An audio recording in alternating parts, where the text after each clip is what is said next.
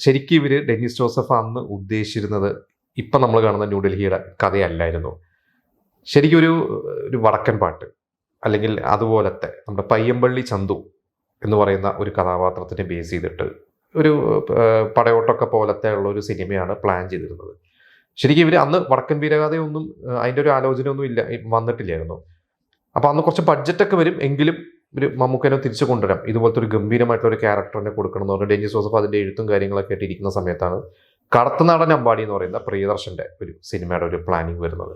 അപ്പോൾ അത് അനൗൺസ്മെന്റ് വന്നു. അപ്പോൾ മോഹൻലാൽ പ്രിയദർശൻ്റെ കടത്തനാടൻ അമ്പാടി വരുന്നതുകൊണ്ട് ഇനി അങ്ങനെ ഒരു സിനിമ വേണ്ട എന്ന് പറഞ്ഞിട്ടാണ് ഇവർ മാറ്റി ചിന്തിച്ചിട്ടാണ് ന്യൂഡൽഹി പോലത്തെ ഒരു സിനിമയിലേക്ക് കടന്നതും പിന്നെ സിനിമ സംഭവിച്ചതും. അപ്പോൾ ആ ഒരു സിനിമയിൽ മമ്മൂക്കയുടെ കൂടെ നമുക്കറിയാം, മമ്മൂക്കയുടെ ഒരു ക്യാരക്ടർ അത് ശരിക്കും ഒരു ആക്ഷൻ മോഡിലുള്ള സിനിമയാണ്. മമ്മൂക്കയുടെ ഒരു വളരെ ശക്തമായ ഒരു ക്യാരക്ടറാണ് GK. അതിൽ പക്ഷെ മമ്മൂക്കയ്ക്ക് ഒരു കാലിനൊരു സ്വാധീനക്കുറവുണ്ട്. നമുക്കറിയാമല്ലോ ഒരു കാലിൻ്റെ ഒരു പ്രശ്നമൊക്കെ പറ്റി. പിന്നീട് മമ്മൂക്ക ഇരുന്നു കൊണ്ടാണ് എല്ലാം ചെയ്യുന്നത്. ഈ പറഞ്ഞ പോലെ മമ്മൂക്ക ഇറങ്ങി കളിക്കുന്നില്ല, പക്ഷെ മമ്മൂക്കയ്ക്ക് വേണ്ടി ഇറങ്ങി പ്രവർത്തിക്കുന്ന ഒരു 4 കിടിലൻ കഥാപാത്രങ്ങൾ ആ സിനിമയിലിട്ട്. അതിലൊരു പ്രധാന കഥാപാത്രമാണ് സേലം വിഷ്ണു എന്ന് പറയുന്ന ത്യാഗരാജൻ ചെയ്ത ക്യാരക്ടർ.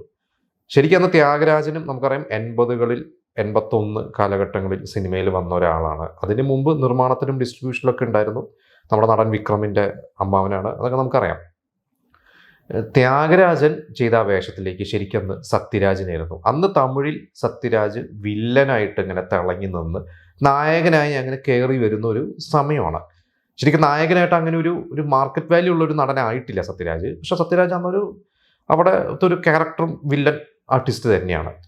അപ്പം സത്യരാജിനെ ആ വേഷത്തിലേക്ക് വിളിച്ചപ്പോൾ സത്യരാജന് അന്നൊരു ചെയ്യാനൊരു മടി ഉണ്ടായിരുന്നുണ്ട്. അടുത്തതാര് എന്ന് ചോദിച്ചപ്പോഴാണ് ഇവർ ത്യാഗരാജനെ ആ റോളിലേക്ക് കൊണ്ടത്. ത്യാഗരാജനും ആ സമയത്ത് നായകനായി തിളങ്ങി ഒന്ന് ഡൗൺ ആയി നിൽക്കുന്ന സമയം, നമ്മൾ ഇവിടുത്തെ മമ്മൂക്കയെ പോലെ തന്നെ ത്യാഗരാജൻ അവിടെ ഡൗൺ ആയി നിൽക്കുന്ന ഒരു സമയമായിരുന്നു.